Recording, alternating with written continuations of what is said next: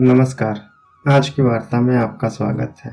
आज का विषय है शरीर और पंचतत्व। जैसा कि पिछली वार्ता में हमने मानव शरीर के बारे में चर्चा की थी, आज हम उसी चर्चा को आगे बढ़ाते हुए पंच तत्वों पर चर्चा करेंगे।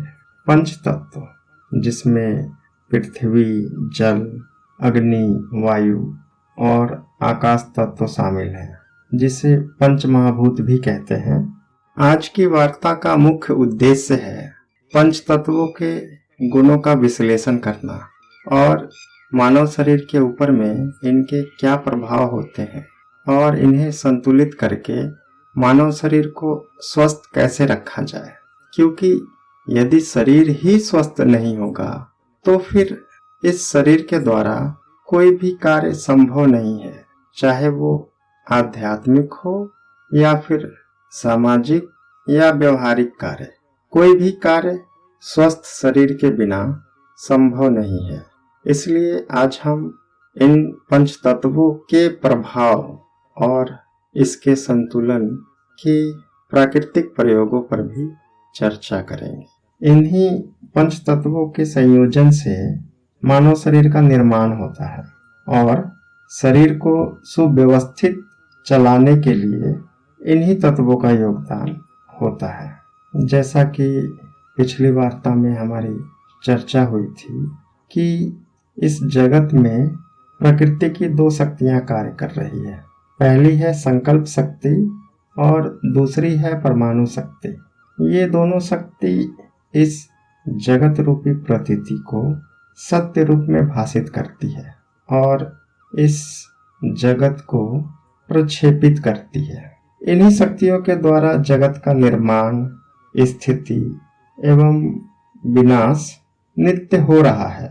इन पंच तत्वों के जो सूक्ष्म परमाणु हैं, उन्हीं के द्वारा जगत में घटित घटनाओं का अनुभव होता है।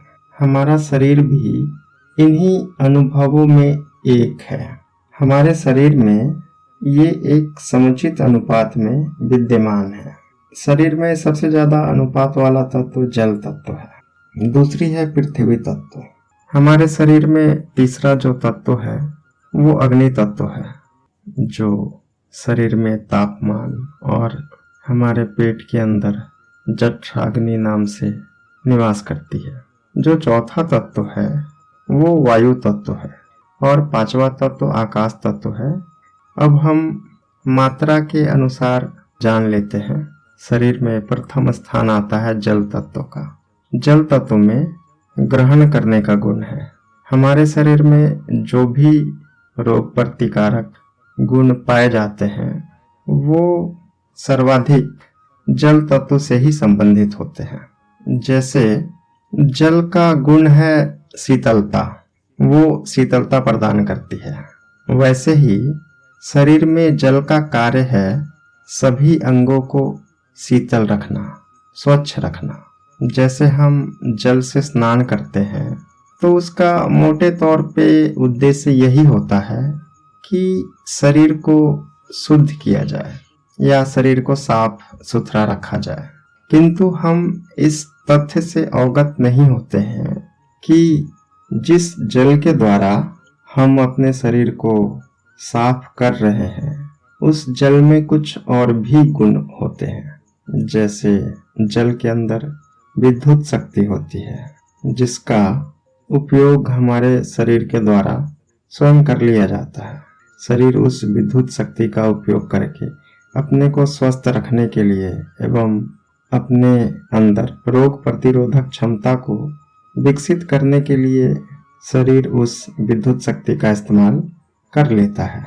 इसके अतिरिक्त जल में और भी बहुत सारे गुण होते हैं, जैसे ऑक्सीजन, नाइट्रोजन इत्यादि के जो गुण हैं वो गुण भी जल तत्व में पाए जाते हैं, जिसे शरीर ग्रहण करके अपनी सामान्य जरूरत पूरी करता है। इसलिए जल तत्व का महत्व शरीर के लिए बहुत अधिक है। जल को हम पीने के लिए भी उपयोग करते हैं। यहाँ हमें एक छोटी सी बात याद रखनी है कि हमें जल को हमेशा घूट घूट करके पीना है, धीरे धीरे पीना है। क्योंकि धीरे धीरे पीने से क्या होता है कि जल का संपर्क हमारे शरीर के साथ अधिक देर तक होता है, जिससे जो जल के अंदर अन्य तत्व विद्यमान है उसके द्वारा हमारे अंगों का पोषण और सक्रियता अच्छी हो जाती है। जल तत्व के द्वारा हमारे शरीर की शुद्धि बहुत ही सरल तरीके से संभव है। जैसे कटी प्रदेश स्नान। कटी प्रदेश स्नान अर्थात एक मोटे कपड़े को पानी में भिगोकर कमर के अग्रभाग पर लपेटते हैं, जिसके द्वारा हमारे शरीर में जो अशुद्धियां इत्यादि आ गई है उसका निष्कासन होता है। दूसरा है जल नेति। जल नेति एक विधि है जिसके द्वारा हम नाक के माध्यम से जल को खींचकर मुख के द्वारा जल को बाहर निकाल देते हैं, जिससे हमारे जो श्वसन प्रणाली है उसकी शुद्धि बहुत सहज ही हो जाती है। इसके अतिरिक्त और भी बहुत सारी विधियां हैं, जैसे मेरुदंड स्नान इत्यादि। इन सभी विधियों से शरीर की शुद्धि बहुत ही सरल तरीके से संभव है। यदि किसी व्यक्ति के पेट से संबंधित विकार हो गए हो तो उसे एनिमा विधि के द्वारा पेट में जो संचित मल है एवं जो विकार है उसे बाहर निकाला जा सकता है एवं उस व्यक्ति को स्वस्थ किया जा सकता है। जैसे हमारे प्राचीन ऋषि मुनि प्राचीन काल में वास्ति क्रिया का उपयोग करते थे। वो क्रिया भी पेट के अंदर संचित जो मल होता है, जो विकार होते हैं, उसे बाहर निकालने के लिए ही किया जाता है। उसी विधि का वैज्ञानिक रूपांतरण अभी की एनिमा विधि है, जिसे हम आधुनिक विधि भी कह सकते हैं, जिससे पेट में उपस्थित जो विकार हैं, जो संचित मल इत्यादि है, उनको निकाला जाता है। इन क्रियाओं का एक अलग महत्व है, इसलिए आज की चर्चा में इस पर पूरा प्रकाश डालना तो संभव नहीं है, किंतु यदि आप इस विषय में अधिक जानना चाहते हैं तो वास्तविक क्रिया या एनिमा विधि की जानकारी पुस्तक इत्यादि में आपको मिल जाएगी। जल तत्व के बाद हमारे शरीर में स्थान आता है पृथ्वी तत्व का। पृथ्वी तत्व का गुण है सोखने का, शोषण करने का।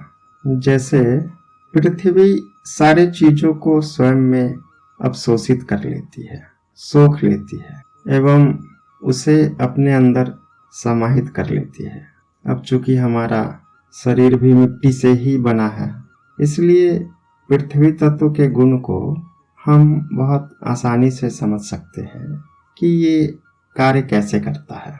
जैसे हमारा शरीर अत्यधिक सर्दी या अत्यधिक गर्मी में प्रतिक्रिया देता है, एक प्रतिक्रिया करता है, क्योंकि हमारा शरीर भी बाहरी वातावरण को शोषित करता है और बाहरी वातावरण के तापमान, वायु में उपस्थित आर्द्रता इत्यादि को वो ग्रहण करता है। इसलिए गर्मी के दिनों में शरीर से पसीना निकलना, ठंडी में त्वचा का कठोर हो जाना, ये सभी अवशोषण गुण के ही कारण होता है और हम इसी गुण का इस्तेमाल करके शरीर को स्वस्थ भी रख सकते हैं।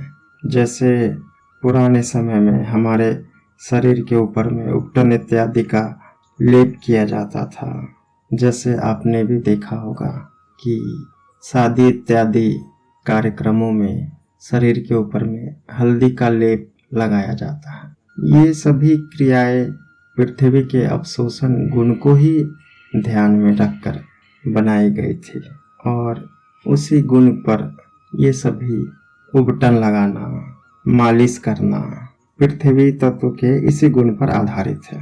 आम जनजीवन में भी हम देखते हैं कि जिस स्थान पर गंदगी या कचरा इत्यादि फेंका जाता है, वहां से यदि उस कचरे को हटा भी दिया जाए तब भी उस स्थान से उस कचरे की दुर्गंध जल्दी जाती नहीं है। उसी प्रकार यदि किसी स्थान पर फूलों की खेती होती हो तो उस मिट्टी में उस फूलों की सुगंध बस जाती है। यदि कुछ समय के लिए फूलों की खेती बंद भी कर दी जाए तो उस स्थान पर कुछ समय के लिए फूलों की सुगंध मिट्टी से आते रहती है। ये पृथ्वी तत्वों के अवशोषण गुण के ही कारण होता है। इसके अतिरिक्त पृथ्वी तत्व की सूक्ष्म शक्ति लोगों के सूक्ष्म विचार और गुणों को भी अपने में ग्रहण कर लेती है। इसलिए तीर्थ स्थानों का महत्व बताया गया है।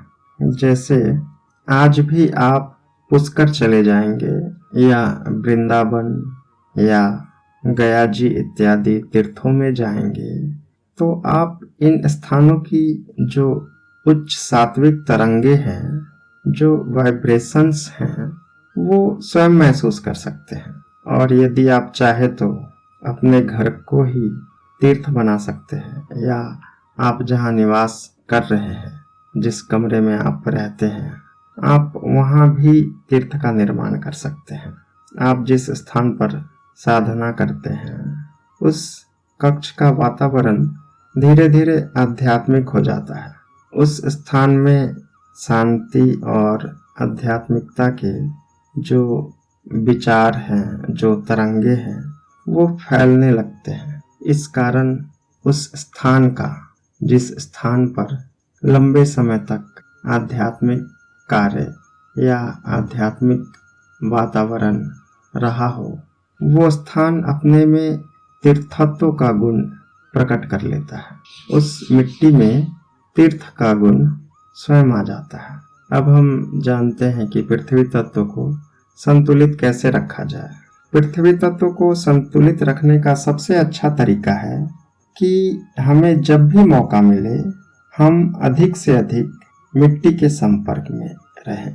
मिट्टी के संपर्क में रहने का तात्पर्य है कि मिट्टी के ऊपर चलें, यदि मौका मिले तो मिट्टी को हाथों से स्पर्श करें, मिट्टी का तिलक करें इत्यादि। और यदि इससे ज़्यादा कुछ कर सकते हैं तो हमें कोशिश यही करनी चाहिए कि शरीर के प्रत्येक भाग में, शरीर का प्रत्येक भाग मिट्टी के संपर्क में आए। इसके लिए हम शुद्ध मिट्टी या मुल्तानी मिट्टी से स्नान कर सकते हैं।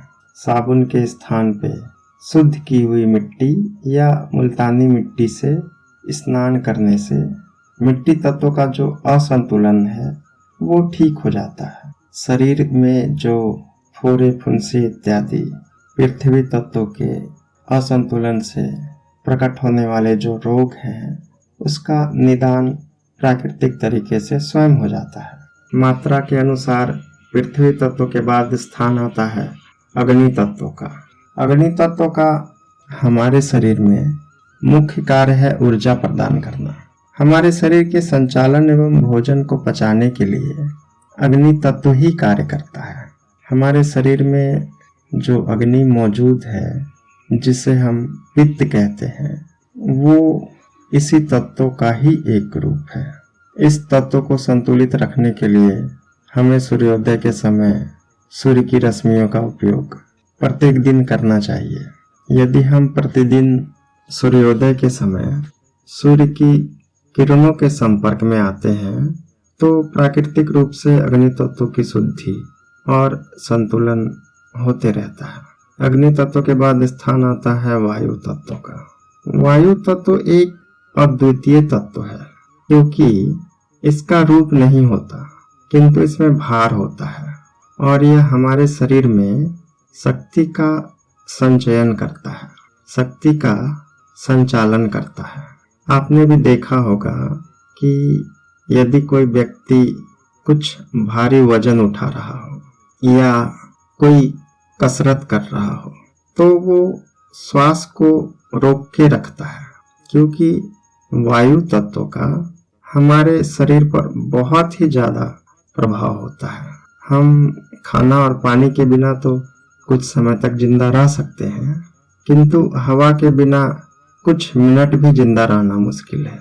इस तत्व की शुद्धि के लिए हमें सुबह के समय प्राकृतिक वातावरण में घूमना चाहिए एवं जहां ऑक्सीजन की प्रचुर मात्रा हो, जहां बहुत ज़्यादा पेड़ पौधों की संख्या हो, वहां कुछ समय बिताना चाहिए।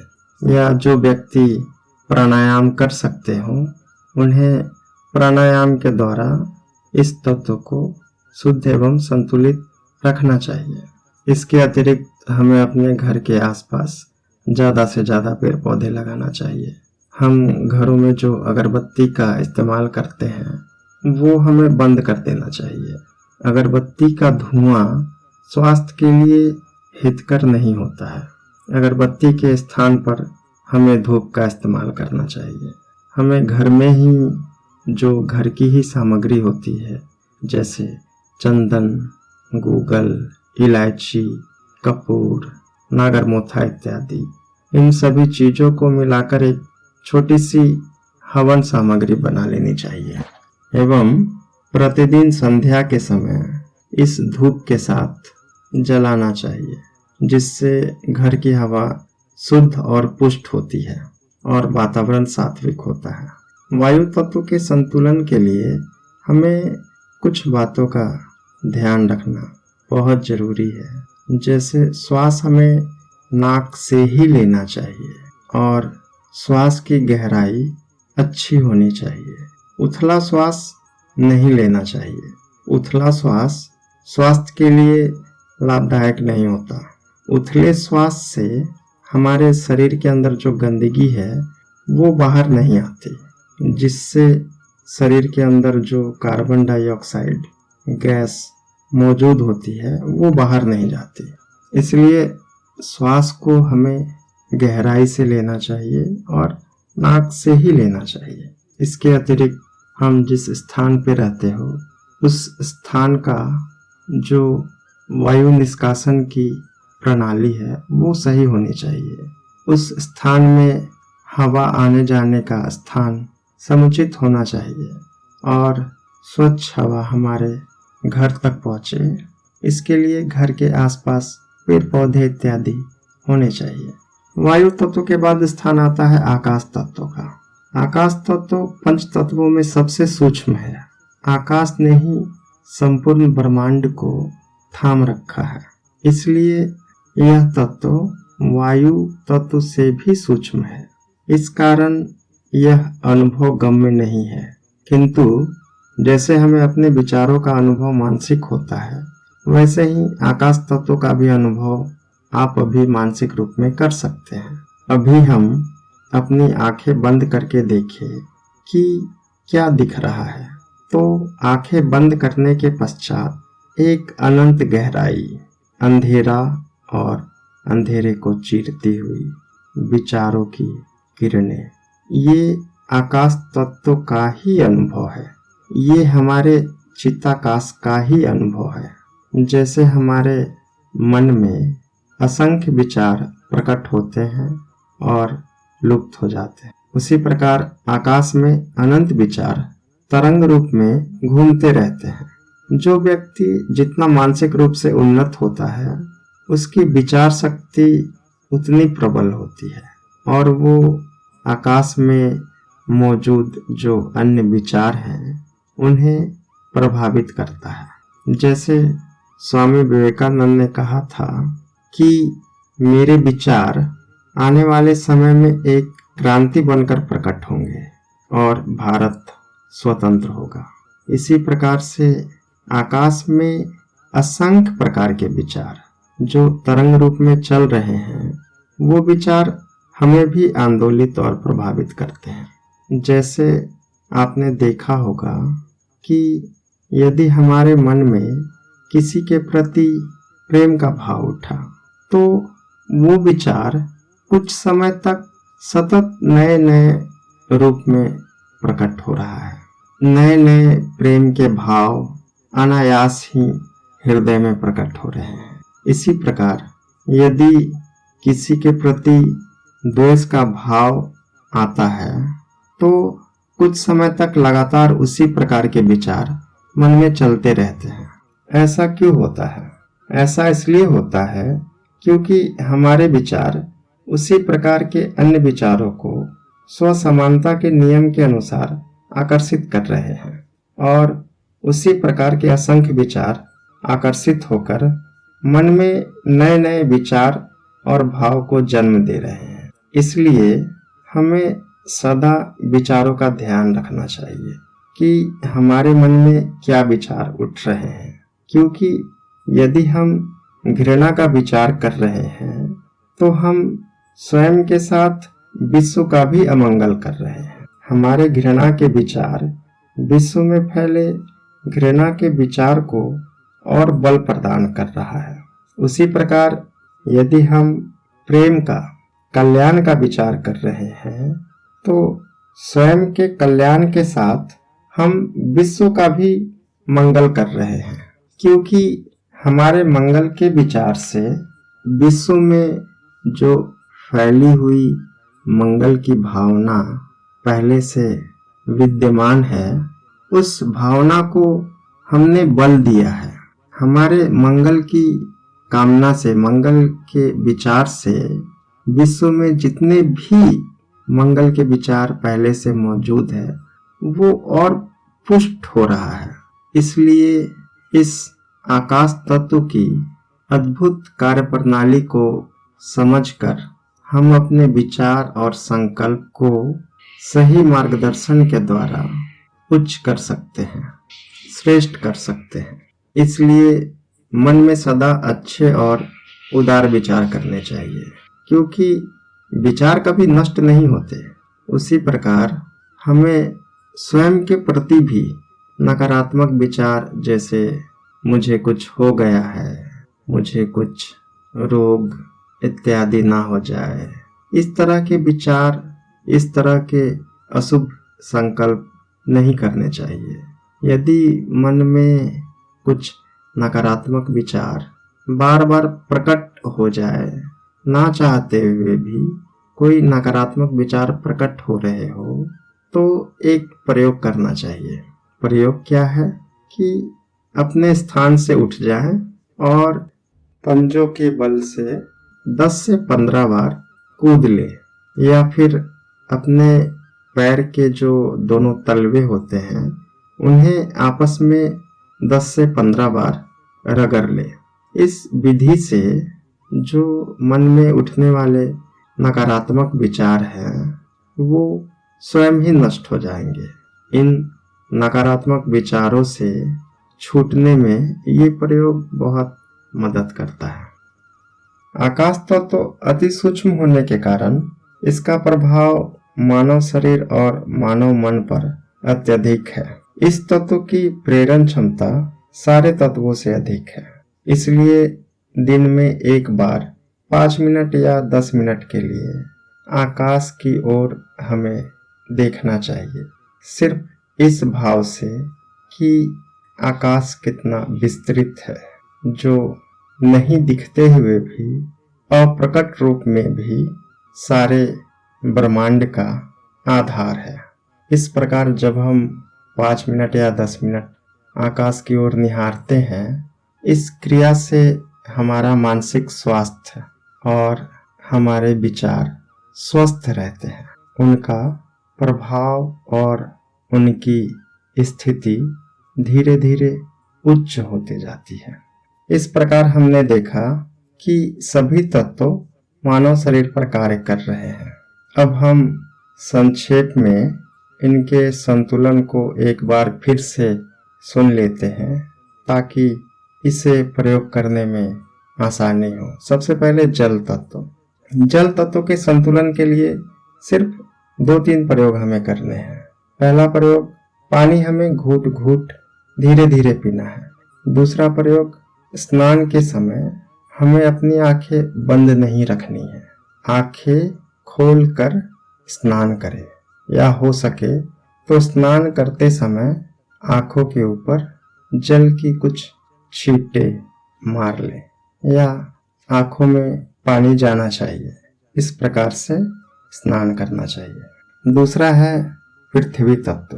पृथ्वी तत्व के संतुलन के लिए सबसे अच्छा तरीका है हमें पृथ्वी के संपर्क में ज़्यादा से ज़्यादा रहना चाहिए।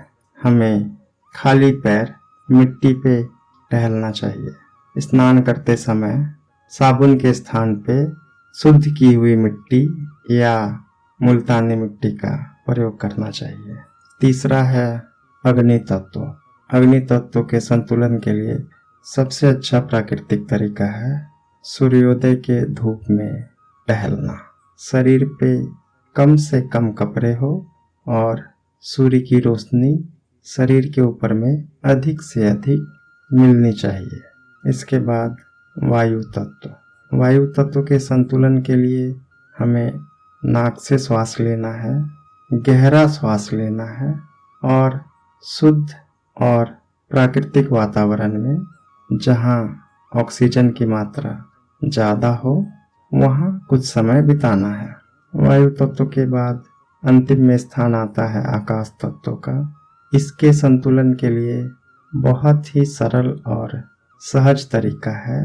5 से 10 मिनट तक हमें आकाश को निहारना है, आकाश को सिर्फ देखना है, प्रेम से आकाश की ओर देखते हुए उसे धन्यवाद देना है। बस इन्हीं कुछ प्रयोगों से हमारे शरीर में जो पंच महाभूत कार्यरत हैं ये प्राकृतिक रूप से संतुलित हो जाते हैं और हमारा जीवन बहुत ही सहज तरीके से, संतुलित तरीके से गतिशील रहता है। इसी के साथ मैं अपनी वाणी को विराम देता हूँ। आप सभी को मेरा प्रणाम।